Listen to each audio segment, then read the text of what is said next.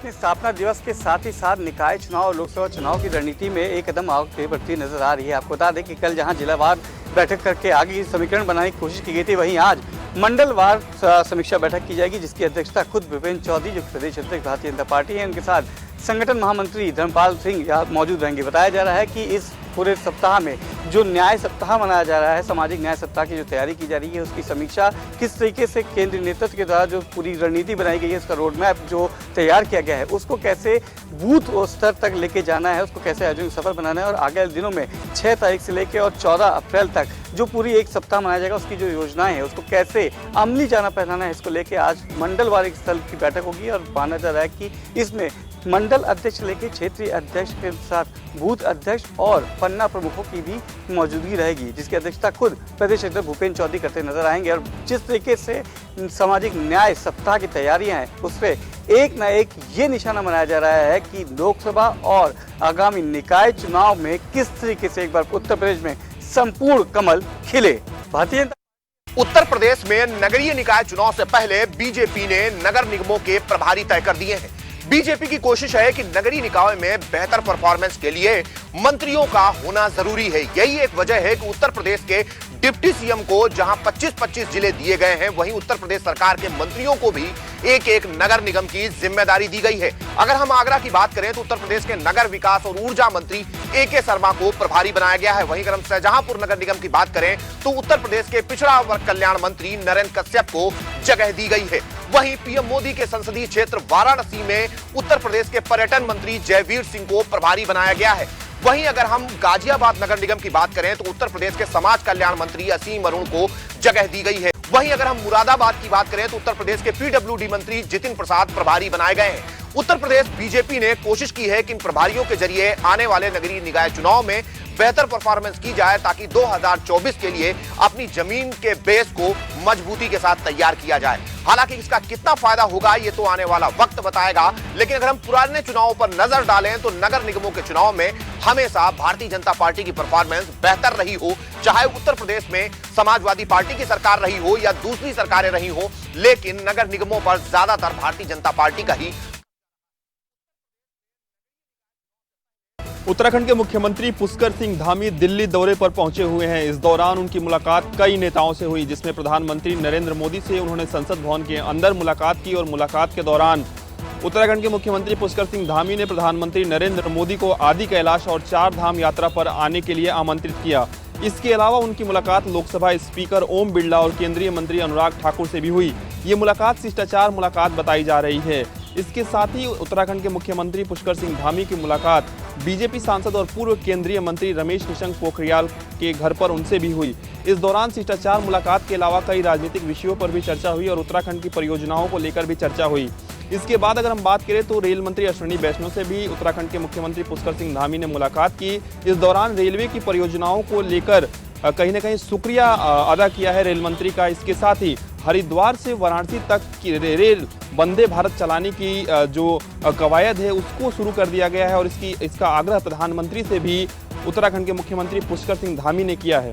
प्रयागराज के धूमनगंज में हुए उमेश पाल के हत्याकांड में हर दिन नया मोड़ देखने को मिल रहा है। जिस तरीके से कल हमने देखा कि 4 वीडियो सोशल मीडिया पर तेजी से वायरल हुए, वो वीडियो मेरठ के बताए जा रहे थे। बताया जा रहा है कि गुड्डू मुस्लिम घटना को अंजाम देने के बाद सीधा मेरठ गया था, जहां पर अतीक के जो रिश्तेदार हैं उनके घर में शरण ली थी। और इतना ही नहीं, अतीक के रिश्तेदारों ने गुड्डू मुस्लिम को 5 लाख रुपए कैश देकर उसकी मदद भी की थी। तब से लगातार जो है उस परिवार की तलाश उत्तर प्रदेश पुलिस कर रही है। उसके अलावा अगर हम बात करें अतीक अहमद की, तो अतीक अहमद और अतीक का भाई जो अशरफ है उसको प्रयागराज लाने की तैयारियां पूरी हो चुकी हैं और दोनों को ही नैनी जेल में रखा जाएगा। जिस तरीके से दिन दहाड़े उमेश पाल की घटना कांड को अंजाम दिया गया था, उसके बाद लगातार जो है जो पुलिस है वो मुस्तैदी के साथ लोगों को तलाश कर रही है। हालांकि अभी भी 5 जो शूटर है वो फरार है। अब देखना होगा जब अतीक और अशरफ को प्रयागराज के नैनी जेल में रखा जाएगा तो उस दौरान क्या कुछ तस्वीरें रहेंगी और क्या कुछ राज दोनों ही माफिया उगलते हुए नजर आएंगे।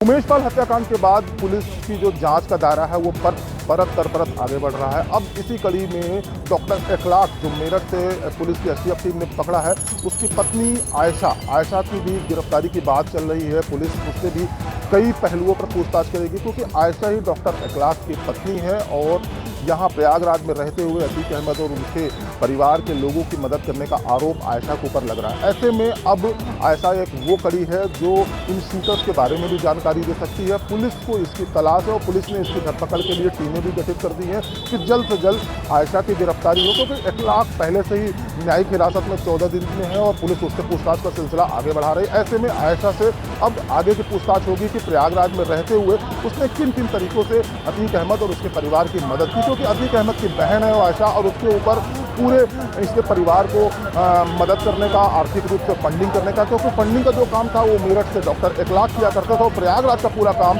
आयशा देखती थी, ऐसा सूत्रों के हवाले से खबर आ रही है। अब पुलिस की माने पुलिस लगातार आयशा की तलाश के लिए छापेमारी कर रही है और जल्द ही पुलिस का दावा है कि आयशा को हम पुलिस की गिरफ्त।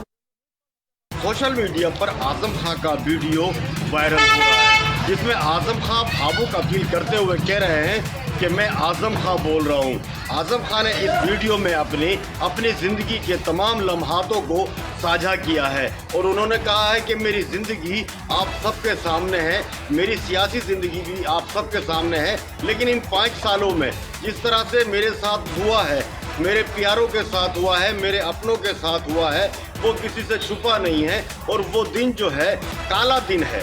ये जो 5 साल का टाइम बीता है, ये 5 साल जो है वो पूरी तरह से काले दिन है और इन काले दिनों में मुकाबला कैसे करना है ये उन्होंने अपने वीडियो में बताया है।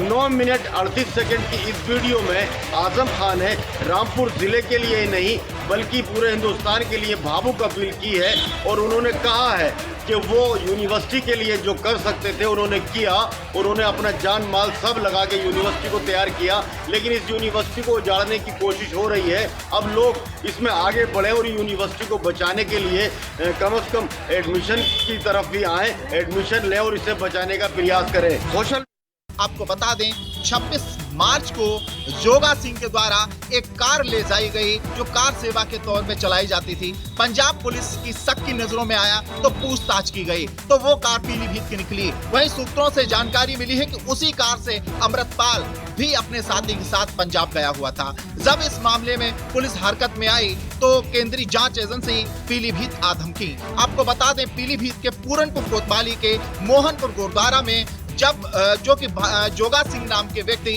वहां पे सेवादार हैं, अपनी कार चलाते थे। हालांकि ये कार 5 माह पूर्व अमरिया से लाई गई थी। जब उसके बाद यहाँ पे जांच एजेंसियां आई, उन्होंने पूछताछ शुरू की तो पता लगा कि 26 मार्च को जोगा सिंह और उनका चालक यहाँ से कार लेकर गया था। तो वहीं जब इस मामले में जांच की गई तो सीसीटीवी फुटेज में वो 25 मार्च तक की सारी सीसीटीवी फुटेज जो है वो डिलीट कर दी गई हैं। हालांकि तो कहीं न कहीं जो डीवीआर से छेड़छाड़ की बात आई है तो जांच एजेंसी डीवीआर को अपने साथ ले गई है। अब देखना यह है कि क्या मामला सामने निकल कर आता है। अब 500 करोड़ रुपए से आधुनिकीकरण और भव्य सुंदरता के साथ चारबाग रेलवे स्टेशन को संभालने का काम बहुत जल्द शुरू होने वाला है। यानी कि चारबाग रेलवे स्टेशन को पूरी तरीके से भव्य आधुनिकीकरण के रूप में बनाया जाएगा। इसकी लागत लगभग 500 करोड़ रुपए आने वाली है। इसको लेकर के लगातार प्रपोजल दिए जा रहे हैं तो वो अब पास होने वाले हैं। यानी कि पहले ही 3 कॉलोनियों को खाली करा करके सेकंड एंट्री के रूप में जो है विकसित किया गया था। अब फिर से एक कॉलोनी को खाली करा गया जाएगा और उसके बाद से इस आधुनिकीकरण और भव्य बनाने की तैयारियां पूरी तरीके से होंगी। तो चारबाग रेलवे स्टेशन पर यात्रियों को कोई समस्या ना हो, इसको लेकर के पेयजल और जीने और रेलिंग जैसी बड़ी समस्याओं का जो निवारण होगा वो सबसे भव्य होने वाला है। यानी कि पूरी तरीके से सौंदर्यीकरण में चारबाग रेलवे स्टेशन सस्ता और सस्ता नजर आएगा। शिबरा मऊ कोतवाली क्षेत्र के NH 34 भाकियों के 2 पक्ष आपस में भिड़ गए। हालांकि दोनों के बीच जमकर ईंट पथराव हुआ। वहीं मौके पर पहुंची पुलिस ने कई लोगों को हिरासत में लिया। देर शाम तक दोनों पक्षों का समझौता भी हुआ। वहीं इसमें पुलिस ने 8 लोगों पर 151 की कार्रवाई करते हुए उन्हें न्यायालय भेजा। हालांकि ये दोनों पक्ष जो कि दुकान को लेकर आपस में भिड़े थे, जिसको बाद यह मामला इतना उग्र हो गया कि दोनों पक्षों में जमकर ईंट पथराव हो गया। जैसे ही इसकी जानकारी पुलिस प्रशासन को हुई तो मौके पर पहुंची पुलिस प्रशासन ने 8 लोगों को हिरासत में लिया। लेकिन यह अभी तक नहीं पता चला है कि ये दोनों गुट जो कि भारतीय किसान यूनियन भानु के थे, जो कि एक गुट फर्क इटावा का बताया जा रहा था, वहीं एक गुट कन्नौज का। अब देखना है कि पुलिस ने इन पर किस तरह की कार्रवाई की है। आगरा में दबंगों के चलते कई परिवार गांव से पलायन करने को मजबूर हैं। जनपद आगरा के थाना निबोरा क्षेत्र के पोखरिया गांव में कई परिवारों ने अपने मकानों पर पोस्टर लगाए हैं जिन पर लिखा गया है कि यह मकान बिकाऊ है। उन लोगों का आरोप है कि जो दूसरा पक्ष है वह दबंग किस्म के लोग हैं और वो लगातार उनका जीना दुश्वार कर रहे हैं, गांव में उनको परेशान कर रहे हैं, जिसके चलते वह घर से पलायन करने को मजबूर हैं और अपने घरों को बेचने के लिए भी मजबूर हैं। वहीं उनका कहना है कि जो दूसरा पक्ष है उसके खिलाफ कई मामले निबोरा थाने में दर्ज हैं। बहरहाल मकानों पर पोस्टर देखकर पुलिस में खलबली मच गई है और पुलिस के जो आला अधिकारी हैं वो पूरे मामले की जांच पड़ताल में जुट गए हैं। आगरा में दबंग जहां योगी सरकार महिलाओं को सशक्तिकरण और आत्मनिर्भर बनाने का प्रयास कर रही है, वहीं लगातार महिलाओं से जुड़े मामले रुकने का नाम नहीं ले रहे। मामला थाना जगदीशपुरा का है, जहां पुलिसकर्मी बनकर महिला के साथ काफ़ी लंबे समय तक शारीरिक शोषण करता रहा। महिला का आरोप है खुद को पुलिसकर्मी बताता था और वो व्यक्ति सिंचाई विभाग में तैनात है और काफ़ी लंबे समय से नौकरी का झांसा देकर महिला को शारीरिक शोषण करता रहा। महिला का आरोप है कि वह नर्सिंग का काम करती थी, वहाँ उसकी मुलाकात हुई, उससे उसकी नौकरी देने के नाम से उसे अपने झांसे में लिया और काफ़ी लंबे समय तक शारीरिक शोषण किया और महिला के साथ मारपीट भी की। महिला का आरोप है कि उसने काफ़ी दिनों तक उसके वीडियो फोटो उसके पास थे और जिसके चलते उसका शोषण किया। अब महिला इस पूरे मामले को लेकर आगरा पुलिस आयुक्त से मिली है। पुलिस आयुक्त ने उसे कार्रवाई का आश्वासन जरूर दिया है, लेकिन अभी कार्रवाई काफ़ी दूर है। अब देखने वाली बात यह है कि महिला को आखिर किस प्रकार का न्याय मिलेगा, आखिर उस व्यक्ति के खिलाफ क्या कार्रवाई होगी। जहां योगी सरकार महिलाओं को